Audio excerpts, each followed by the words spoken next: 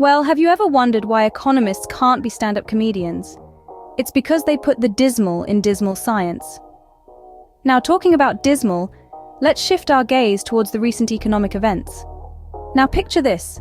The Federal Reserve is sitting at a poker table, holding a hand of cards that includes strong job market indicators, solid economic growth, and the jester of the pack, inflation.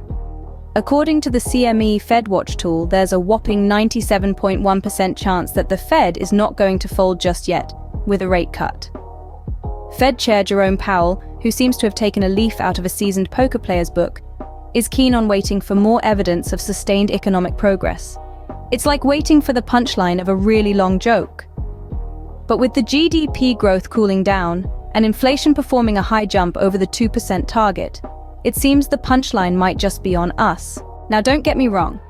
I'm not saying Jerome Powell is any less of a comedian than the rest of us. In fact, he's got a knack for suspense. He's got majority of policymakers and Democratic lawmakers on the edge of their seats, waiting for a rate cut. But it seems Powell enjoys a slow burn, hinting at only 2 rate cuts in July and November.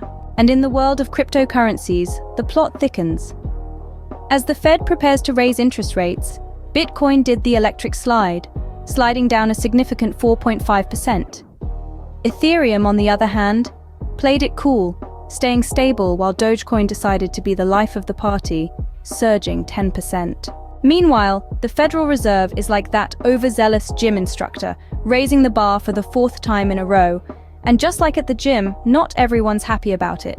But Jerome Powell, ever the optimist, defends the aggressive approach, stating it's necessary to address inflation. So, to sum it all up, if the Federal Reserve were a comedian, their set would go something like this. Why did the interest rate refuse to go down? Because it had an inflated sense of self-worth. Remember, the world of economics might seem dreary, but there's always room for a little humor. After all, they say laughter's the best medicine, and in times of high inflation and interest rates, we could all use a good dose of it. Will the rates cut? Will Bitcoin bounce back? Will Jerome Powell finally crack a joke? Tune in next time to find out. Until then, keep your spirits high and your interest rates, well, let's just hope they get the joke.